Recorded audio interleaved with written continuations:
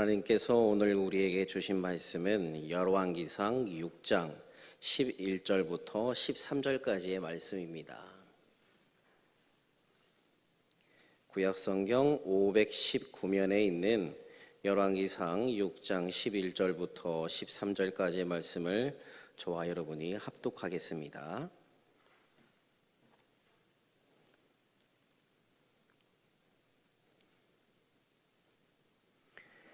여호와의 말씀이 솔로몬에게 임하여 이르시되 내가 지금 이 성전을 건축하니 내가 만일 내 법도를 따르며 내 율례를 행하며 내 모든 계명을 지켜 그대로 행하면 내가 내 아버지 다윗에게 한 말을 내게 확실히 이룰 것이요 내가 또한 이스라엘 자손 가운데에 거하며 내 백성 이스라엘을 버리지 아니하리라 하셨더라.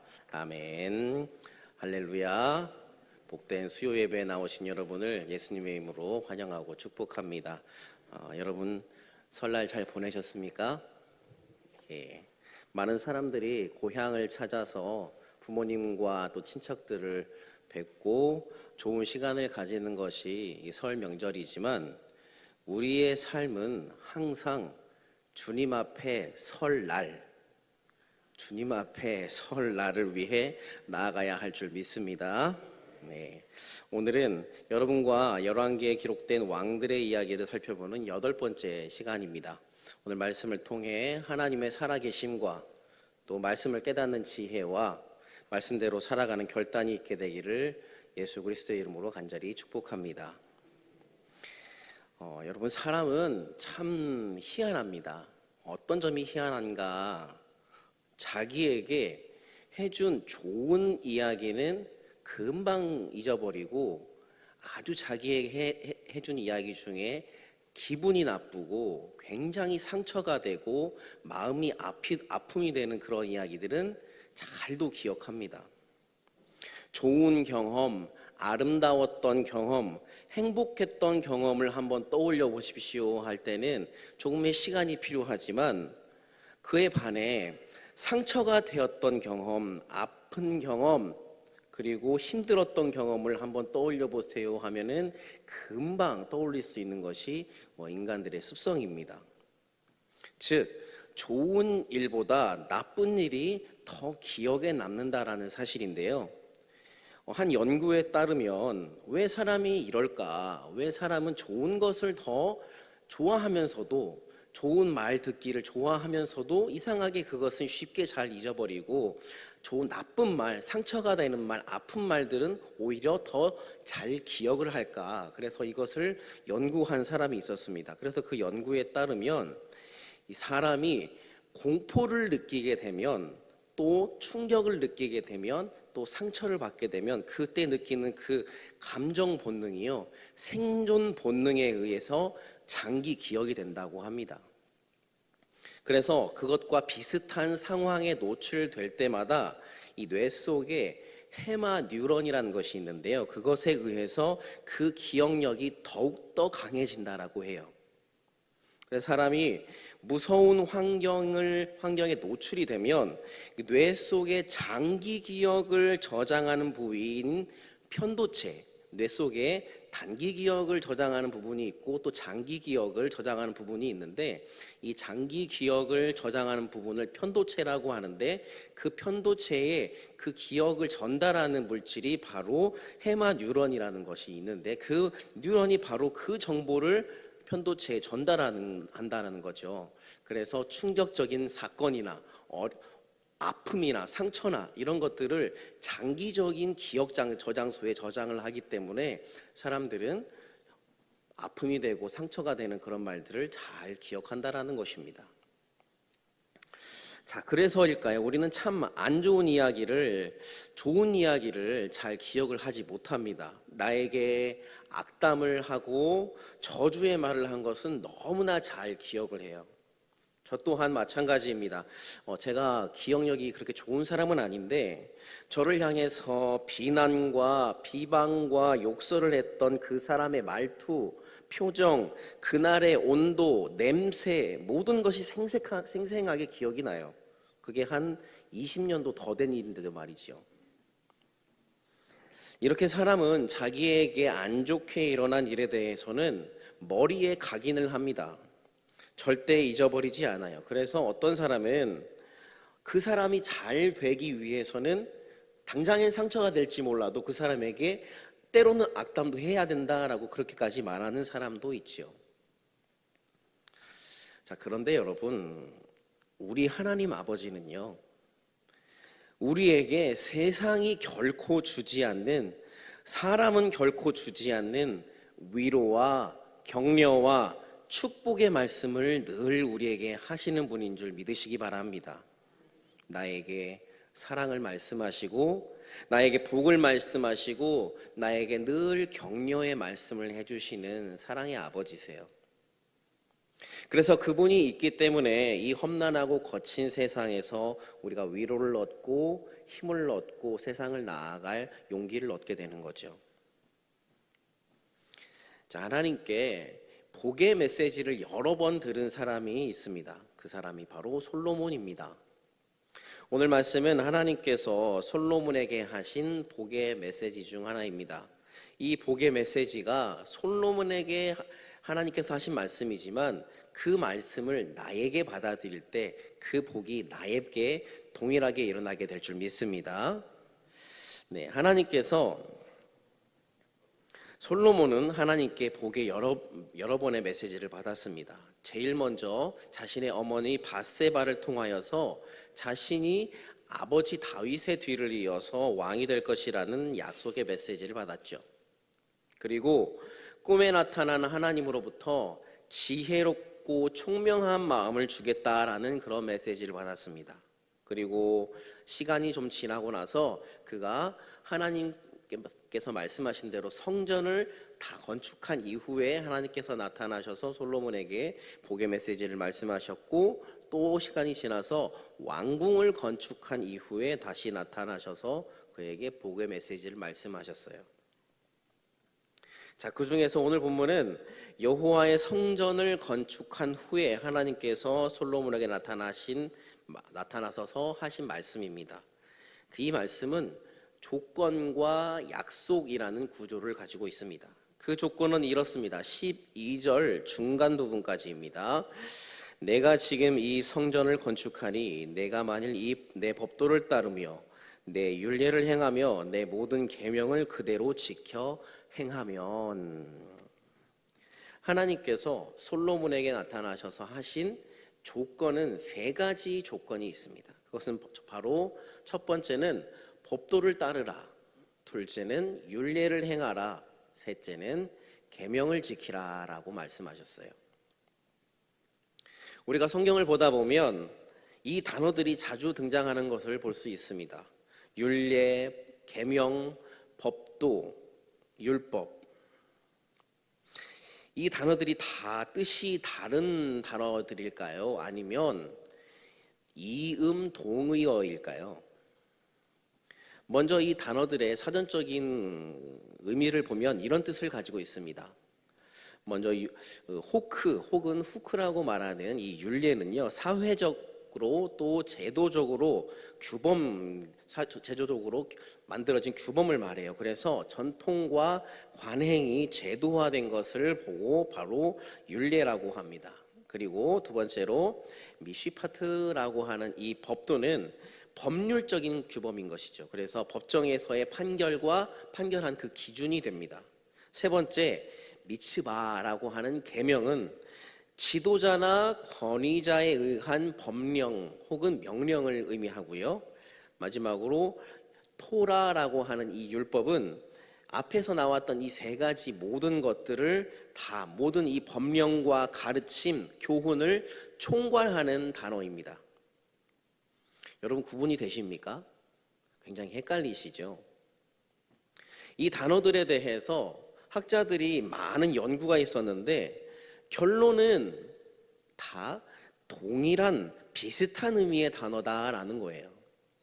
이 단어들이 성경에서 동시에 마구 막 등장하기도 하고 순서가 막 뒤바뀌어서 등장하기도 하고 또 동일한 뜻으로 계속해서 반복해서 사용되는 경우가 너무나 많기 때문입니다. 또한 동의어로 교차적으로 사용되는 사례들이 성경에서 너무나 많이 등장한다라는 거예요. 그래서 결론은 이 단어들은 글자 모양이 달라서 그래서 읽을 때 소리가 다르게 나지만 결론적으로 같은 말이다라는 것입니다. 그래서 결국 하나님께서 솔로몬에게 하시는 조건, 하나님께서 솔로몬에게 하시는 그 명령은 내가 너에게 명령한 법도를 잘 지키라라는 거예요. 자, 그렇다면 그 법도는 무엇일까? 그것은 다윗의 유언에서 그것을 우리가 얻을 수 있습니다. 열왕기상 2장 3절인데요. 같이 한번 읽어주시기 바랍니다. 시작.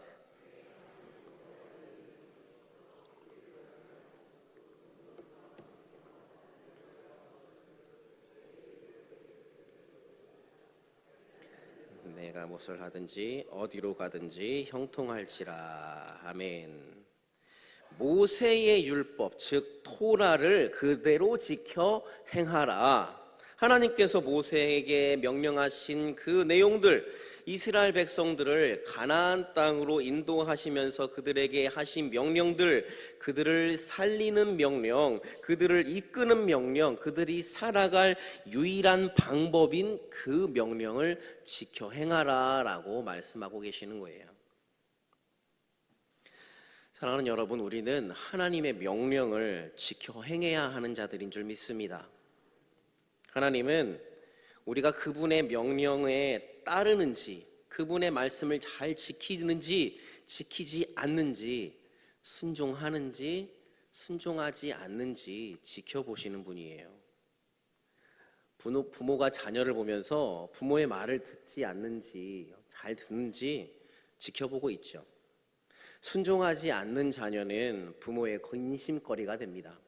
그러나 순종하는 자녀는 기쁨이 되고 자랑이 되죠. 그래서 K 워렌이라는 사람은요, 자신의 책 위험한 순종에서 이렇게 이야기했습니다. 무엇이라고 이야기했냐면요, 순종으로 귀착되지 않은 신앙은 참된 신앙이라고 보기 어렵다. 보여주세요. 순종으로 귀착되지 않은 신앙은 참된 신앙이라고 보기 어렵다. 하나님께서 우리 신앙인들에게, 하나님의 그분의 자녀들에게 많은 것을 말씀하시는데 우리가 들었음에도 불구하고 그것을 순종하지 않는다면 우리는 바른 신앙인의 모습으로 살아가지 않는 것이다 라고 말씀을 드릴 수 있다는 것이죠. 여러분, 그래서 순종하는 신앙이 얼마나 귀한 신앙인지 모릅니다. 순종하는 것 여러분 잘 아시겠지만 내가 머리로 이해가 되어서 순종하는 것이 아니라 내가 머리로는 다소 이해가 되지 않는다고 할지라도 주님의 말씀이라는 그 믿음으로 행하는 것, 그것이 순종이지요. 예전에 담임 목사님께서 이런 말씀하셨습니다. 일단 기도는 해놓고 보는 것입니다. 저도 마찬가지로 말씀을 드리고 싶어요. 일단 하나님의 말씀에는 순종해놓고 보는 겁니다. 옆에 분에게 한번 이야기해 주시겠습니까? 일단 순종부터 하고 봅시다. 네. 순종하는 자, 머리로는 이해가 되지 않지만 순종하는 자, 하나님께서 예비하신 그 복을 누리게 될 것이고요. 순종하지 않는 자, 그 다음 하나님이 주실 복을 결코 볼 수도 없고 알 수도 없고 누릴 수 없습니다. 자, 이어서 하나님이 솔로몬에게 이제 약속을 하고 계시는데 어떠한 약속을 하고 계시냐면 12절 하반절에 이러한 약속을 하고 계십니다. 같이 읽습니다. 내가 내 아버지 다윗에게 한 말을 내게 확실히 이룰 것이요. 아멘. 여러분, 하나님께서 솔로몬에게 내가 너의 아버지에게 한 그 말을 확실히 이룰 것이다 라고 말씀을 하셨어요. 그렇다면 그 확실히 하신 말씀이 무엇인지 알아야 되잖아요. 그것이 바로 앞쪽으로 좀 올라가서요, 사무엘 하에 보면은 그 말씀이 기록이 되어 있습니다. 사무엘 하 12장, 사무엘 하 7장 11절부터 17절까지의 내용인데요. 그 중에서 12절, 13절 말씀을 같이 읽겠습니다. 시작. 내 수환이 차서 내 조상들과 함께 누울 때에 내가 내 몸에서 날 내 씨를 내 뒤에 세워 그의 나라를 견고하게 하리라. 그는 내 이름을 위하여 집을 건축할 것이요 나는 그의 나라 왕위를 영원히 견고하게 하리라. 아멘. 다윗이 자신은 이제 이스라엘의 왕이 되어서 화려한 왕궁에 살고 있는데 하나님을 위한 성전이 없어서 하나님의 성전을 짓고 싶다고 나단 선지자에게 이야기를 했지요. 그때 하나님이 나단 선지자를 통해서 다윗에게 이렇게 말씀하십니다. 다윗, 너의 마음은 내가 너무나 잘 알겠지만 하나님은 그 전에도 그 누구에게라도 이스라엘 지파의 모든 사람들 중 그 누구에게라도 너희가 왜 나를 위한 집을 건축하지 않느냐라고 말한 적이 없다라고 말씀하세요. 그러면서 너의 뒤에 왕을 세워 그의 나라를 견고하게 할 것이다. 즉 솔로몬이 하나님의 말씀을 받게 될 것이다 라는 뜻이죠. 바로 그 약속, 다윗에게 하셨던 그 약속, 너의 몸에서 날 씨를 너의 뒤에 세워 그의 나라를 견고하게 할 것이다 라는 그 약속, 너의 아버지 다윗에게 한 그 말을 오늘 확실히 내가 이루리라 라고 말씀하셨어요. 여러분, 하나님은 약속하신 바를 결코 잊지 않으시는 분이십니다. 하나님은 그 약속을 반드시 지키는 분이시에요. 하나님이 여러분에게 해준 약속이 있으십니까? 그런데 그것이 아직 이루어지지 않으셨어요? 조금만 기다려 보시기 바랍니다. 반드시 이루어 주실 것입니다. 하나님은 반드시 이루어 주시는 분이에요.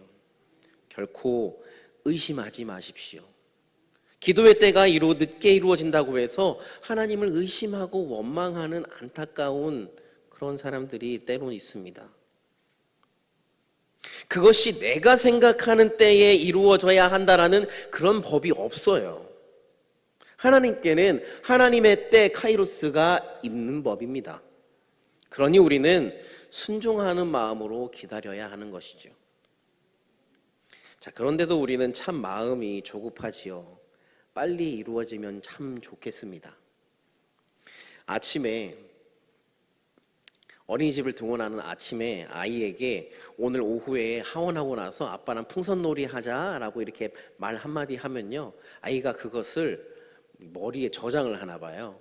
오후에 이제 퇴근을 해서 만나면은 절 보자마자 풍선놀이 하자 이렇게 이야기를 해요. 마음에 소원하고 기다리기 때문이지요. 우리에게 약속하신 하나님의 말씀을, 하나님을 신뢰하고 그 약속이 주님의 뜻 안에서 이루어지기를 기도하는 우리가 되기를 간절히 소망합니다. 기대하고 기도하고 기다리면 기적이 일어날 줄 믿습니다. 자, 그리고 하나님이 이스라엘 가운데 거하며 그들을 버리지 않겠다라고 계속해서 약속하세요. 13절 말씀입니다. 내가 또한 이스라엘 자손 가운데에 거하며 내 백성 이스라엘을 버리지 아니하리라 하셨더라. 아멘. 참으로 은혜가 되는 말씀이 아닐 수 없습니다. 하나님이 이스라엘 자손의 가운데에 거하신다라고 해요. 여러분, 하나님이 거하시지 않으면 그것은 폐허가 되지요. 하나님이 계시지 않는 곳은 엉망이 됩니다. 하나님이 거하시지 않는 곳은 겉으로 보기에 아무리 화려하고 반짝반짝 빛나 보인다고 할지라도 그곳은 황무지와 다름없다라는 것이에요. 그리고 하나님이 임재하시지 않으면 그곳은 곧 지옥이 됩니다. 그러나 우리 주님이 거하시면 그곳이 어떻게 되는지 이사야 11장 말씀에 말씀하고 있죠. 6절부터 9절 말씀입니다. 제가 읽겠습니다. 그때에 이리가 어린 양과 함께 살며 표범이 어린 염소와 함께 누우며 송아지와 어린 사자와 살찐 짐승이 함께 있어 어린아이에게 끌리며 암소와 곰이 함께 먹으며 그것들의 새끼가 함께 엎드리며 사자가 소처럼 풀을 먹을 것이며 젖 먹는 아이가 독사의 구멍에서 장난하며 젖된 어린아이가 독사의 굴에 손을 넣을 것이라. 내 거룩한 산 모든 곳에서 해됨도 없고 상함도 없을 것이니 이는 물이 바다를 덮은 같이 여호와를 아는 지식이 세상에 충만할 것임이니라. 아멘. 우리 주님이 계시는 곳, 내 주 예수 모신 곳이 그 어디나 초막이나 궁궐이나 하늘나라인 줄 믿습니다. 자, 그리고 그 다음에 등장하는 표현이 있지요. 내 백성 이스라엘. 저는 말씀 준비하면서 이 표현이 너무 좋더라고요. 내 백성 이스라엘. 여러분, 하나님이 나에 대해서 내 백성, 내 자녀라고 말씀해 주세요. 우리가 나의 자녀를 보면서 너무 예쁘기 때문에 아유, 예쁜 내 딸, 예쁜 내 아들 이렇게 말씀하지 않습니까? 하나님이 바로 그렇게 나를 불러주신다라는 거예요. 내 백성 김 집사, 내 백성 이 권사 이렇게 불러주신다라는 거예요. 그렇게 불러주시는 주님의 음성에 귀 기울여 보시기 바랍니다. 그러면은 언제나 그 따뜻한 음성을 우리에게 들려주시는 분이에요. 나를 백성으로 불러주시는, 나를 자녀로 불러주시는 그분의 음성에 귀 기울이며 살아가는 우리가 되기를 소망합니다. 자, 그리고 내 백성 이스라엘을 하나님이 또한 어떻게 하시겠다고 합니까? 버리지 아니하리라. 내 백성 이스라엘을 버리지 아니하리라. 여러분, 하나님이 나를 버리시면요, 우리는 그냥 끝입니다. 끝. 하나님이 나를 버리시면 나는 갈 데가 없어요. 나는 아무것도 아닙니다. 사람들을 나를 인정해 준다고 할지라도, 사람들은 나를 보면서 엄지손가락을 든다고 할지라도 하나님이 나를 버리시면 그 인생의 끝은 참혹할 수밖에 없다라는 거예요. 사무엘상 16장 1절에 여호와께서 사무엘에게 이르시되 내가 이미 사울을 버려 이스라엘의 왕이 되지 못하게 하였거늘 이라고 말씀하고 있죠. 하나님이 버린 사람은 여러분 그 인생이 아주 비참해집니다. 하나님께 버린 사람은 사람에게도 버림받을 수밖에 없더라고요. 하나님께 버림받은 사람은요, 사탄 마귀의 장난감이 되더라고요. 오직 주님이 내 안에 계셔야 내가 사는 줄 믿습니다. 그래서 늘 주님이 내 곁에 계셔 주시기를 간구하는 저와 여러분이 되어야 하지요. 주님이 나를 떠나시면 나는 아무짝에도 쓸모없는 사람이 되고 말아요. 다윗은 고백했지요. 내 속에 정한 마음을 창조하소서, 내 안에 정직한 영을 새롭게 하소서. 나를 주 앞에서 쫓아내지 마시며 주의 성령을 내게서 거두지 마옵소서. 주의 구원의 즐거움을 내게 회복시켜 주시고 자원하는 심령을 주사 나를 붙드소서. 사랑하는 여러분, 우리는 주님만 있어야 하는 사람입니다. 다른 게 필요 없지요. 여러분, 결코 다른 것으로 나 자신을 채우려고 하지 마십시오. 채워지지도 않습니다. 영성가 C.S. 루이스라는 사람은 그래서 그의 책 영광의 무게에서 이런 말을 했습니다. 하나님과 다른 많은 것을 가진 사람이 하나님만 가진 사람보다 결코 더 많이 가졌다라고 할 수 없다. 우리가 하나님의 법도를 잘 지켜 행하고 그분만을 내 안에 모시고 살아가면 우리는 세상에서 가장 많은 것을 가진 사람이 되는 거예요. 수많은 세상의 것을 가지지는 못했지만 하나님을 가진 자는 모든 것을 가진 자인 줄 믿으시기 바랍니다. 또한 세상의 모든 것을, 사람들이 부러워할 만한 모든 것을 다 가졌지만 하나님을 잃어버린 자, 아무것도 가지지 못한 자입니다. 우리는 아무것도 없는 자 같으나 모든 것을 가진 자로다라고 고백한 사도 바울의 고백처럼 바로 그러한 사람들이 되어야 할 줄 믿습니다. 저와 여러분이 세상의 그 어떤 것과도 비교할 수 없는 우리 주님을 가진 여러분이 되시기를 간절히 축복합니다. 사랑하는 여러분, 오늘 우리는 하나님께서 솔로몬에게 하신 말씀을 살펴보았습니다. 하나님은 하나님의 말씀에 순종하는 자를 찾으시고 또 그분을 들어 쓰시고 그런 사람을 사랑하십니다. 우리가 하나님의 명령을 따르고 순종하면 하나님은 우리에게 약속하신 그 약속을 반드시 이룰 것이에요. 하나님이 나와 함께 하시며 나를 결코 떠나지 않을 것이며 나를 버리시지 않을 것입니다. 이 말씀을 마음에 품고 살아가는 우리가 되기를 예수 그리스도의 이름으로 간절히 축복합니다. 기도하겠습니다. 찬양팀 나와주시기 바랍니다. 살아계신 아버지 하나님 감사합니다. 우리가 하나님의 명령과 법도를 잘 지켜 살아간다면 아버지께서는 우리가 생각지도 못한, 우리가 생각했던 것보다 훨씬 더 뛰어난 것들을 우리 인생에 부어주실 것입니다. 아버지께서 부어주시는 그것들은 사람들이 세상에서 바라는 것이 아니라 바로 아버지께서 내 안에 임재해 계시는, 그래서 그 어떤 것과도 바꿀 수 없는 참된 가치이며 정말 진리인 것을 말씀을 통해 말씀하여 주시니 감사합니다. 하나님, 내 안에 다른 것으로 나를 채우지 아니하고 오직 주님만으로 채우며 살아가기를 결단하오니 주님 우리와 함께하여 주옵소서. 감사를 드리며 살아계신 예수 그리스도의 이름으로 기도합니다. 아멘.